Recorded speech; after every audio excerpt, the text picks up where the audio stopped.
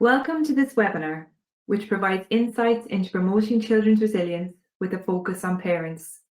These insights take account of research and are drawn from inspectors' findings in early learning and care settings, as well as the guidance provided by inspectors to settings to promote improvement. All of the advice provided in this webinar should be considered in light of the prevailing public health guidelines which apply in educational settings. Resilience is one's ability to deal with challenge and adversity, to learn from it, and to bounce back quickly once adversity is past. The personality, temperament, and attitude of an individual person influences their ability to be resilient. However, it is reassuring to know that resilience is a skill which can be learned at any stage or age in life.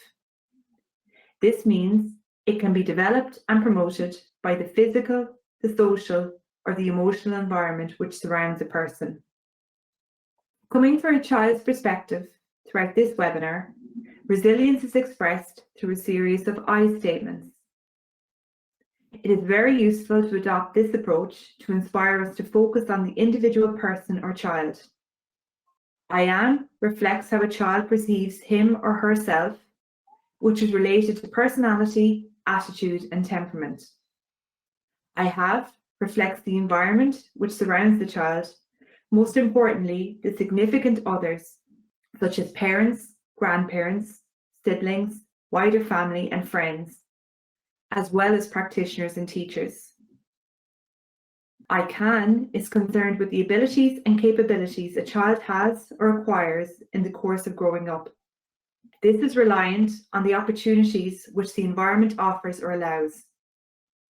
In this webinar, we are focusing on the home environment and how, as a parent, you can, in a practical way, support children's resilience under each of the three headings.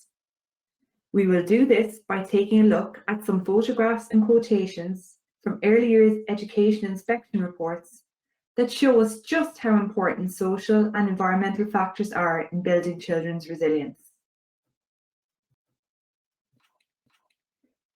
Research tells us that a key characteristic of resilient children is that they are proud and happy to be themselves.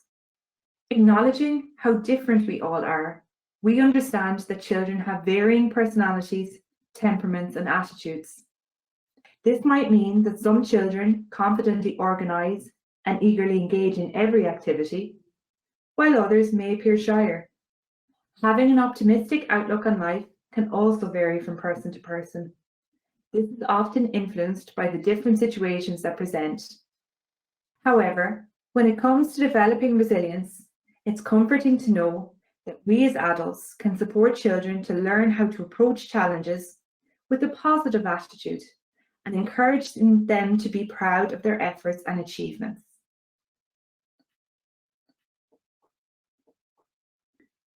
Children's resilience is underpinned by a secure sense of belonging in their family, early learning and care setting, and wider community, being a valued member of a group. For instance, in high-quality settings, practitioners take many steps to support the children and their families to understand how being a member of their local community can positively impact on children's resilience. Similarly, it's very beneficial for parents and children to visit local landmarks to acquaint children with their locality and be proud of it. As you move around the locality, point out the key features: the park, the square, the shoreline, and also refer to the people in the community and the importance of their jobs. Doing something selfless for the greater good of the family, the community, or the environment has a very positive effect on resilience building. It gives the child the feeling of contributing, of being important. This could include collecting rubbish on the beach or along a walkway, walking someone's dog, doing the shopping for an older neighbour, or visiting the local retirement home. In times of anxiety or stress, we as adults often see exercise and movement as a way to relax and unwind. Similarly, a child's physical fitness can really support their ability to be resilient. In high-quality settings, practitioners support children's physical fitness, both their large, gross movements and smaller, fine motor skills in the indoor and outdoor environment through playful provision. Daily opportunities for children to engage in whole-body, physical play, particularly outdoors, boosts their mood, helps them to feel good, and supports them to work through any stresses or challenges. You can support a positive disposition at home too, by encouraging your child to be physically active and of course by joining in with them. When successfully supporting resilience, adults respect and recognise the uniqueness of each child. They understand the individual child and their distinct personalities and abilities. Practitioners in early learning and care settings support children's resilience by explicitly acknowledging, celebrating, and planning for each child's individual learning and development. For instance, inspectors may highlight how competent and confident the children are by describing the children's positive learning dispositions. Inspectors often note dispositions such as persistence, resilience, patience, resourcefulness, and creativity. Engagement in activities which are meaningful to the child helps to build their belief that they can make a valuable contribution to society. In a practical sense, if, for example, the practitioners note that your child loves to play with dinosaurs, they may add books about dinosaurs to the library or costumes in the dress-up area. This instills the child's inner belief that their interests, opinions, and views matter. You can adopt a similar approach at home. It's important for the child to know that he or she has a voice and that you value their interests. Research highlights that the most important factor for a child's resilience is the knowledge that there is at least one person who they can rely on unconditionally. As a parent, you are this loving constant in your child's life. Among many things, you know your child's care needs, you encourage them to learn new skills, expand their knowledge, and understand their emotions. You role model positive behaviour and social norms and consistently support and reassure positive efforts. Early learning and care settings focus greatly on enabling children to continue to experience positive relationships, interactions, and attachments with their early years practitioners and teachers, and to benefit from a welcoming, warm, and affirming environment. Rudolf Steiner, an educationalist, spoke about how the warmth, care, love, close relationship, and interactions in the first 7 years of a child's life should be similar to that of the parent or guardian. Key caregivers celebrate children's attempts and successes, encourage the development of their independent skills, and role model resilient behaviours. In highly effective settings, this is achieved by implementing a key person approach.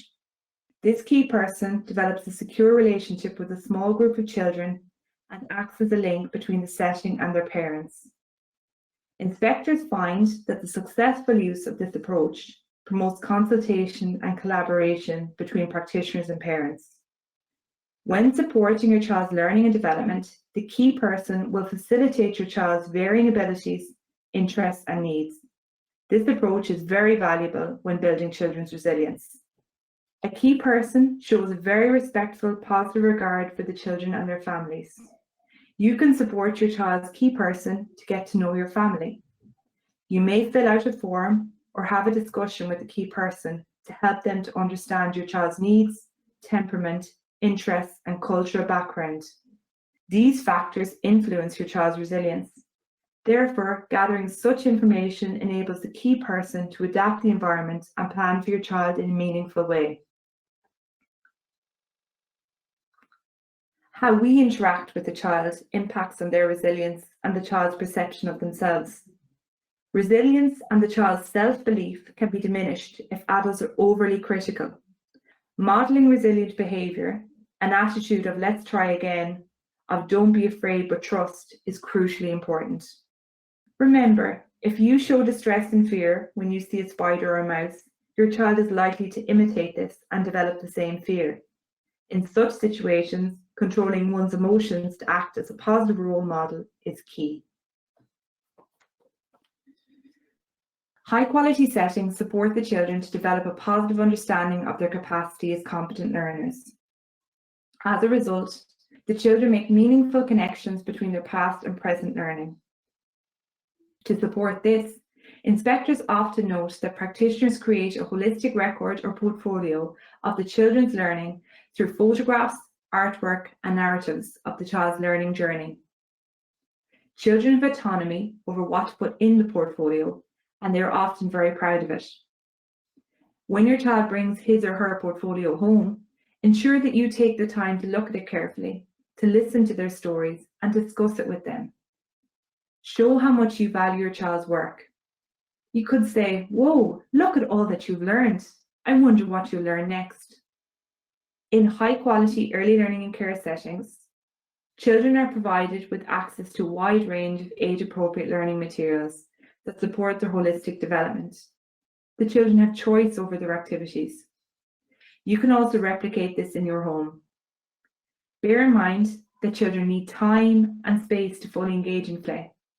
Your child will learn by exploring and experimenting, and their resilience will grow as they experience trial and error as well as success. Each attempt that your child makes needs to be valued as a learning opportunity, and perseverance is valued as highly as success. In high-quality settings, children's personal and social skills, independence, and self-competence are fostered very well throughout the day. The children carry out practical tasks such as tidying up resources, distributing lunches, washing their hands, and putting on their coat. Positive encouragement to complete such tasks nurtures a sense of self-sufficiency in the child. They come to understand that they are part of a wider community, and within that, they have a role to play in taking care of themselves, others, and their environment. All of these activities can also be replicated at home. Create a daily routine that lets your child be part of cleaning, tidying, cooking, and laying the table. These roles raise the child's sense of being important and valued. Inspectors often commend practitioners who support children to understand their emotions, develop the fundamental skills to self-regulate, accept responsibility, and resolve conflictual situations independently. As a parent, you can model positive interactions and behaviour, or discuss and develop your child's understanding of emotion. You can say, "I see that you're sad. Let's have a chat. What will make you feel better?" This will help your child when they next experience sadness, challenges, or during times of adversity. However, the child will learn most from watching you handle difficult or conflict situations through imitation of your role modelling. It probably won't surprise you to hear that when children return to settings after the unprecedented closure due to the global pandemic, they didn't want to talk about COVID-19. They were far more concerned with playing with their friends. Playing with their friends made them happy and offered a sense of normality after the disruption to their normal day-to-day routine. Play is also the way that children deal with their emotions and work through what they have experienced. As noted in many inspection reports, friendships in early childhood give children the opportunity to practice their social and communication skills. They can develop an understanding of their own feelings and the feelings of others. This encourages positive interactions and promotes positive behaviour.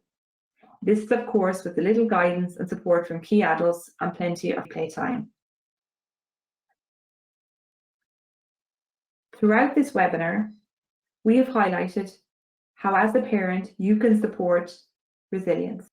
Further information is available in the other webinars in this series: Promoting Resilience and Introduction, a focus on practitioners and primary teachers. We will leave you now with some images that celebrate resilience in early learning and care settings. We thank you for listening.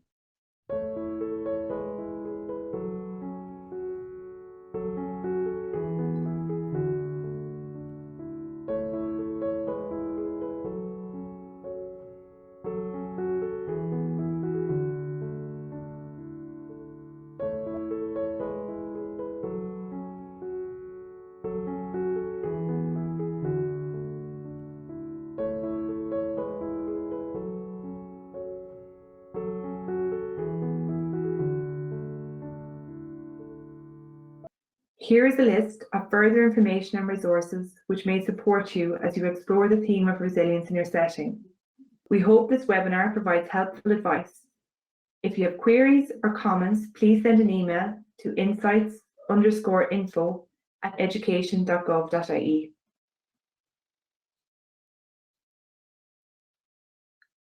We would like to sincerely thank these schools and early learning and care settings who shared the beautiful images with us.